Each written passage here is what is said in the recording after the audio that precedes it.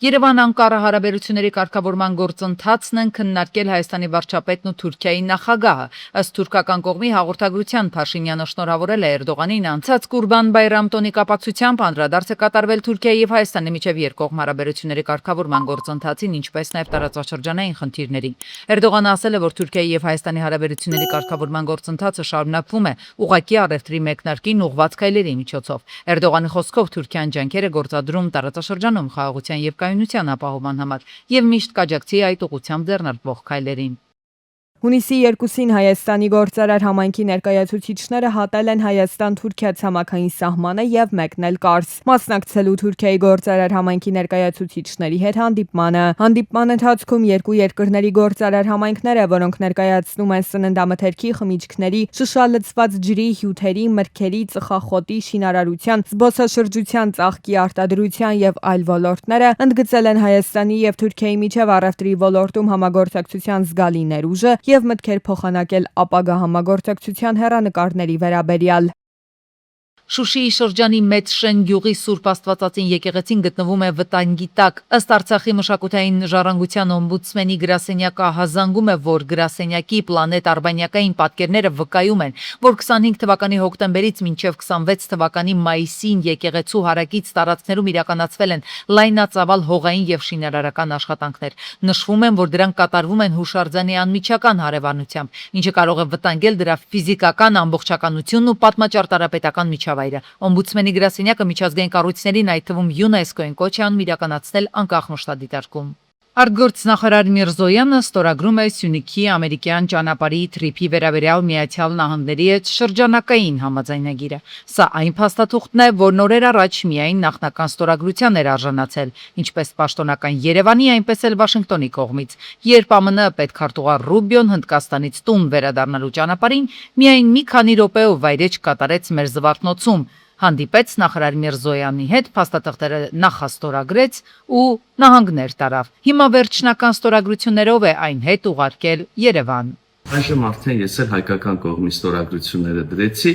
սրանով հերավար ստորագրման գործընթացը ավարտված է եւ համաձայնագիրը պատրաստ է վավերացման։ Սա եւս մեկ կարևոր քայլ է խաղաղ, անվտանգ ու բարեկեցիկ Հայաստանի ու տարածաշրջանի Երևան-Վաշինգտոն տեսլականի իրականացման գործում, հայտնում են արտգործնախարարությունից, բայց մինչև այս ամերիկյան ժամանակով դեռ 3 էր Միացյալ Նահանգների միջազգային զարգացման ֆինանսական կորպորացիայի տնօրենների խորհուրդը հավանության արժանացրել նոր ռազմավարական ներդրումների, այդ թվում TRIP-ի զարգացման ընկերության հիմնումը։ Կովկասում տնտեսական համագործակցության եւ համատեղ բարգավաճման միջոցով խաղաղության ամրապնդում TRIP-ի զարգացման ընկերության ստեղծումը, որը Միացյալ Նահանգների եւ Հայաստանի միջև համատեղ ձեռնարկություն է, նախատեսված է առևտրի, տրանսպորտի եւ տնտեսական զարգացմանը նպաստելու համար, միաժամանակ բարելավելով միջազգային, միջպետական եւ ներպետական տրանսպորտային կապը։ Ձեռնարկությունը հիմնված է Հայաստանի եւ Ադրբեջանի միջև կնքված խաղաղության հռչակագրի եւ Թրամփի երթուղի հանուն միջազգային խաղաղության եւ բարգավաճման շրջանակային համաձայնագրի ստորագրման վրա աջակցելու հիմնական ենթակառուցվածքային նախագծերին, ներառյալ երկաթուղիները, ճանապարհները, խողովակաշարերը, օպտիկա մանրաթելային մալուխները եւ այլն։ Հայ-ադրբեջանական խաղաղության ամերիկյան փաստաթղթից, ինչպես նաեւ հենց Թրամփի երթուղուն վերաբերող պայմանագրերից էական նորություններ չկային։ Դրանց նախաստորագրումներից հետո գրեթե 10 ամիս հիմա դրանք օրակարգ են գալիս, մեկը մյուսին հերթ չտալով։ Օրերս էլ հիշենք, Թրամփն էր Բաքվի 31-րդ էներգետիկ շաբաթվա մասնակիցներին հղած ուղերձում հայտարարել, թե իր վարչակազմը սպասում է Հայաստանի եւ Ադրբեջանի միջև խաղաղության վերաբերյալ արդյունավետ քննարկումներին, որոնք նախատեսված են այս ամսվա ընթացքում։ Երբ մենք հանդիպեցինք Սպիտակ տանը, մեկ քայլ առաջ արեցինք եւ հասանք Հայաստանի ու Ադրբեջանի միջև երկարատև խաղաղության։ Ինչպես գիտեք, տարածաշրջանային էներգետիկ ինտեգրացիան օգոստոսի 8-ին կայացած պատմական խաղաղության գագաթնաժողովի հիմնական հենասյունն էր։ Ին վարչակազմն անհամբեր սպասում է այս թեմայի շուրջ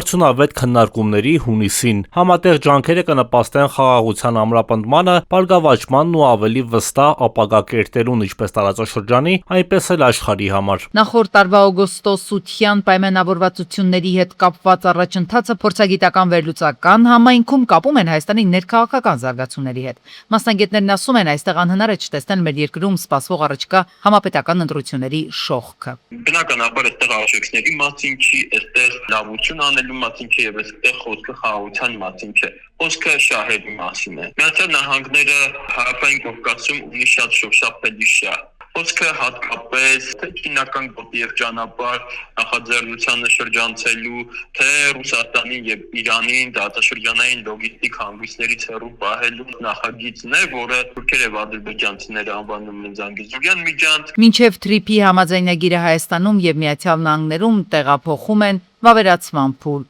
Դրա քաղաքական, տնտեսական եւ անվտանգային հետևանքների շուրջ բանավեճը ըստ ամենայնի չի դադարում, իսկ Իրանում նույնիսկ վստահ են այս ծրագիրն արդեն խամրել է։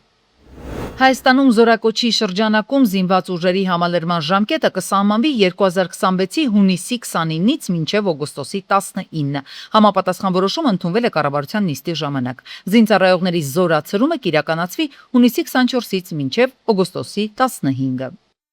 Հայկական ծիրանը կարելի է փոխարինել ավելացնելով ներմուծումները Թուրքիայից, Ուզբեկստանից եւ Տաջիկստանից, իսկ քաղցր բալը Ուզբեկստանից, Ադրբեջանից, Թուրքիայից եւ Մոլդովայից։ Այս մասին հայտնել է վարչության նախագահի տեղակալ Դմիտրի Լեոնովը։ Նրա խոսքով հայկական խաղողը կարելի է փոխարինել Թուրքիայից, Ուզբեկստանից, Եգիպտոսից, Հնդկաստանից եւ Չինաստանից ներմուծվող խաղողով, կեռասը Սերբիայից եւ Մոլդովայից, նեկտարինը Թուրքիայից, Ուզբեկստանից, Եգիպտոսից, Հնդկաստանից եւ Չինաստանից, իսկ դեղցը Թուրքիայից, Ադրբեջանից, Ուզբեկստանից եւ Վրաստանից ներմուծվող մատակարարումներով։ Ներմուծողները կկարողանան մեծացնել մատակարարումներն այլընտրանքային երկրներից, քանի որ գործող լոգիստիկ սխեմաներն արդեն հարմարեցված են տարբեր մատակարարների միջև արագ անցում կատարելու համար։ Հայկական մրգերն ու կորիզավոր պտուղները ռուսական ներմուծման մեջ զբաղեցնում են փոքր բաժին, հետևաբար դրանց ներմուծման սահմանափակումը էական ազդեցություն չի ունենա մատակարարումների ընդհանուր ծավալի վրա։ Ռուսաստանի մրգաբանջարեղենային շուկան ունի բարձր աստիճանի դիվերսիֆիկացում, ինչը թույլ է տալիս արագ հարմարվել տեսական ու ցանկացած փոփոխության։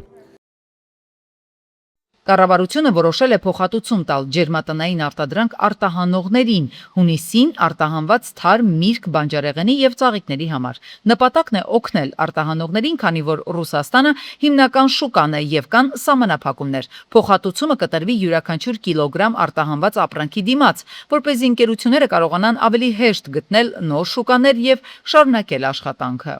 Ոստիկանները Մրգաշատ գյուղում քաղաքացիներից մեկի հաղորդման հիման վրա կամրջի տակ հայտնաբերել են մեծ քանակությամբ զենք զինամթերք, 2 կալաշնիկով ինքնաձիգ, 8 հրացան, 3 նռնակ, տարբեր տեսակի 3 ատրճանակ, սվինդանակ, 808 փամփուշտ եւ այլ զինամթերք։ Իսկ Արաքսավան գյուղի վարչական տարածքում գտնվող արտեզյան ջրի կայանի հարակից տարածքում հայտնաբերել են կալաշնիկով ինքնաձիգ, որսորդական հրացան, 2 նռնակ պայթուցիչներով, պայթուցիկ սարք, փամփշտատուփ 30 փամփուշտով, ինչպես նաեւ տարբեր տեսակի զինամթերք։ 700,000 տոննա կոշտ կենցաղային աղբ է գոյանում ամեն տարի Հայաստանում։ Մեկ հայաստանցին օրական ստեղծում է մինչև 800 գրամ թափոն, եվրոպացուց 2.5 անգամ պակաս։ Բայց այսքանով լավ նորություններն ավարտվում են։ Երկրում կա 100-ից ավելի բաց աղբավայր, սակայն չկա ոչ մի աղբի տեսակավորում, ոչ էլ ենթակառուցվածք, կմնա թղթի վրա։ Կառավարությունը հարցի լուծումը փորձում է տալ նաև լիզինգի միջոցով։ Դրանք շատ կոնկրետ սարքավորումներ են, որոնք հենց նախատեսված են թափոնների երկրորդային հումքի վերամշակման համար, ու ենթադրենք արտադրողը իր մոտ նաև դնում է թափոնի վերամշակման սարքավորում, հա։ Եթե մենք ընտրում ենք այն մոդելը, որ թափոնների վերամշակումը լոկալիզացնում ենք, այդ դեպքում պիտի լավ խթանենք, որպեսզի հետո երկրորդ ծախսը չանենք մեծ բանի վրա, այդ ուտիլիզացիայի վրա։ Հայաստանում տարեկան գոյացող 12,000 տոննա պլաստիկ շշերից չի հավաքվում գրեթե ոչինչ։ Անվադողերի 80%-ը պարզապես այրվում է։ Պատճառը պարզ է, վնասակար նյութերի մեջ ճակերտավոր փող չկա, եւ աշխարհի ցանկացած զարգացած պետությունում դրանց վերամշակման ծախսը դրված է բիզնեսի վրա։ Կառավարությունը մշակել է օրինագիծ, որը ենթադրում է բնապահպանական վճարներն այսուհետև պետք է ուղղվեն հենց այս խնդրի լուծմանը։ առանձին ինքը չէր տարանջատվում որպես բնապահպանական վճար եւ ուղղվում բնապահպանության համար, այլ գնում էր ընդհանուր բյուջե։ Իսկ հիմա արդեն ոնց որ կտարանջատվի ու կողվի, ասենք օրինակ վերամշակողներին, իսկ վերամշակողները կունենան համապատասխան գումար այդ թափոնները ուտիլիզացնելու համար։ Ենթադրվում է, որ օրինակ 1 տոննա պլաստիկի հումք ներմուծելուց գանձվող ասենք 100,000 դրամ բնապահպանական վճարը կգնա պետական խողովակներով եւ կհասնի այն բիզնեսմենին, ով այդ հումքից պատրաստված ջրի օգտագործած շիշն է հետագայում վերամշակելու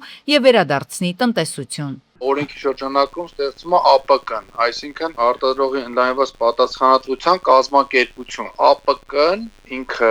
վերցնելու այդ գումարները ներմուծողներից եւ վճարի վերամշակողներին։ Տարբեր պլաստիկի տեսակներ, անվադողեր, յուղեր, յուղոթի ֆիլտրներ, իրանց վերամշակումը որպես այդպիսի շահութաբեր չի։ Այս փոփոխությունների արդյունքում նախկինում գոյացած աղբի խնդիրը չի լուծվի, բայց սա հնարավորություն կտա նոր աղբավայրերի ստեղծումը կասեցնել աղբահանությունն ու դրա հետագա վերամշակումը տեղափոխել քաղաքակիրթ ռելսերի վրա։ Իրավապահները պարբերաբար ներկայացնում են վիճակագրություն, ըստ որի տարբեր տեսակի հանցավորության մասնակիցների հայտնաբերման հաջողություններ են ֆիքսվում։ Խոսքը հատկապես զենք զինամթերքի կամ թմրանյութերի հայտնաբերման եւ շրջանառությունից դուրս բերման մասին է։ Այս գործում հատկապես կարևորվում է պարեկային ծառայության աշխատանքը, մյուս կողմից սակայն քիչ չեն նաեւ դժվարությունները։ 2026 թվականի փետրվարին, երբ Միջազգային հանրապետական ինստիտուտը հրապարակեց սոցիալական հարցման արդյունքները, ոստիկանության նկատմամբ վստահությունը բարձրացել է, հասնելով 61%-ի։ Սա պարտավորեցնող գնահատական է եւ մենք պիտի ամեն ինչ անենք, որպեսզի այս ցուցանիշը պահպանվի։ Պարեկային ծառայողներ, վարորդներ, հաղորդակցության մասով պարոն Նազարյան, աշխատանքի տեղ դեռ ունենք, ես որևէ ձևով սա չեմ հերքում։ Իսկ ինչ խնդիրներ կան ոստիկանության հանցագործության գործիքների կամ տարբեր կասկածյալների հայտնաբերման առնչությամբ։ Խնդիրը մեթոդաբանությունն է, երբ ոստիկանությունը հատկապես քաղաք մտնող ճանապարհներին, այսպես ասած, ռեյդեր է կազմակերպվում եւ ստուգում քաղաք մուտք ու ելք անող մեքենաները։ Ոստիկանությունը իրավասու է կանգնեցնել տրանսպորտային միջոցները, բայց միայն այն դեպքում, երբ բավարար կասկած կա ենթադրելու, որ տվյալ տրանսպորտային միջոցներով տեղափոխվում են ապօրինի բեռներ, անցավոր ճանապարհով ձեռք բերված գույք։ Հետևելով ոստիկանության գործելակերպին, սակայն կարելի է ենթադրել, որ անցնող դարձող մեքենաների մեծամասնության վերաբերյալ իրավապահները ունեն համապատասխան կասկածներ եւ դա է պատճառը, որ ակտիվ ստուգում են դրանք։ Ես ինքս ականատես եմ եղել Երևան-Սևան մայրուղին ամբողջությամբ փակվել էր եւ ոստիկանները յուրաքանչյուր մեքենա ստուգում էին, հետեւաբար չի կարող լինել այդպես, որ բոլոր մեքենաների մասով լինի հիմնավոր կասկած, որ դրանցում կան հանցագործության գործիքներ, առարկաներ, հետքեր գրող իրեր կամ հետախուզվող անձին։ Լավ, ասենք մեքենաները կանգնեցրին, այլ հարց է, թե ինչ է կատարվում հետո, իսկ հետո իրականացվում է իբր զննում։ Նշում ենք իբր, քանի որ շատ դեպքերում իրավականորեն դա զննում չէ, խոզարկություն է, որի համար պետք է դատարանի թույլտվություն լինի, այսինքն զնման համար բավարար է ոստիկանի կասկածը։ Մտնում են մեքենայի սրահի պահախցիկն են նույնիսկ պահանջում բացել, այդ պահախցիկի անձնական իրերն են պահանջում բացել, պայուսակներն են պահանջում բացել, բեռնախցիկում են սկսում փնտրողական գործողություններ իրականացնել, այսինքն շատ դեպքերում վերահացվում թաքնված խոզարկության։ Վարորդների մի մասն իհարկե հասկանում է այս իրավական խնդիրը, բայց նախընտրում է առանց կոնֆլիկտի հեռանալ իրավապահներից։ Իսկ որն է գլոբալ խնդիրը, իրավական ամենաթողությունը, երբ հենց իրավապահներն են թույլ տալիս անթույլատրելին։ Էական չէ, թե ինչ պատճառաբանությամբ, որպես արդյունք ոստիկանության վարկանիշն է տուժում։ Մայիսի 31-ին խոշոր հրդեհ է բռնկվել Արթիկ խոշորացված համայնքի մեծ Մանթաշի 2-րդ փողոցի 61 տանը։ Մինչ Արթիկի շերջփրկարարական ջոկատի ժամանումը կրակի տարածման դեմ պայքարել են բնակիչները, հետո հրշեջները։ Հրդեհը մարելուց հետո նրանք հայտնաբերել են 70-ամյա Հովանեսի մարմինը։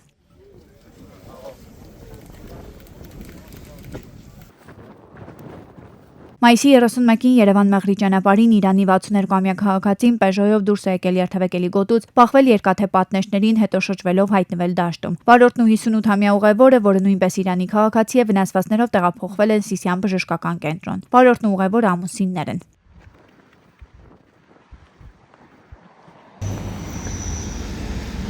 Մայիսի 30-ին Վանաձորի Գրիգոր Լուսավորիչ փողոցում բախվել են BMW-ն ու ԳԱԶ 31029։ Վերջինը գլխիվայր հայտնվել է երթևեկելի գոտում, 4 հոգի տարբեր աստիճանի վնասվածքներով տեղափոխվել են Վանաձոր բժշկական կենտրոն։ Օպերատիվորեն ժամանել են փրկարարության Լոռու մարզային փրկարարական վարչության Վանաձորի շեջ փրկարարական ջոկատի փրկարարները։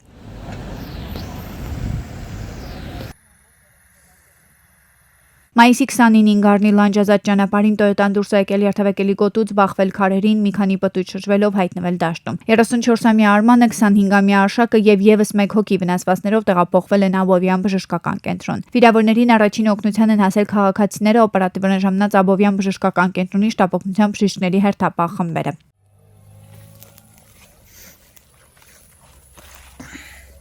Ավտոմեքենան նաեւ քաղաքացիներն են դարձի բերել։ Օպերատիվորեն ժամանել են ներքին գործերի նախարարության ոստիկանության բարեկային ծառայության Կոտայքի մարզի գումարտակի բարեկները, գումարտակի հրամանատար Ալբերտ Մարտիրոսյանի, գումարտակի հրամանատարի տեղակալ Վահագն Կարապետյանի, գումարտակի ծառայության ավագ տեսուչ օրվա պատասխանատու Արտակ Ասատիրյանի եւ գումարտակի ծառայության տեսուչ Կարլեն Բաղյանի։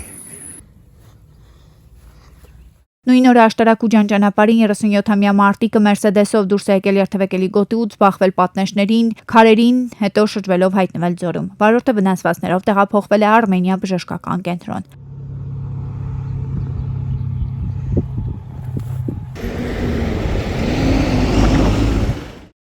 Մայիսի 27-ին Շիրակի փողոցում թիվ 78 հասցեի դիմաց Հոնդան դուրս եկել երթևեկելի գոտուց բախվել Երկաթեսյանը, ինչի հետևանքով մեքենայում հրդեհ է բռնկվել։ Փրկարարության Երևանի շեջփրկարարական ջոկատի շեջփրկարարները կանխել են կրակի տարածումը, հետո մարել այն։ Մեկ անչափահաս ուղևորը տեղափոխվել է Սուրբ Աստվածամայր բժշկական կենտրոն, հավաքվածների խոսքով վարորդը, ով դեպքի վայրից դիմել է փախուստի, եւս անչափահաս է։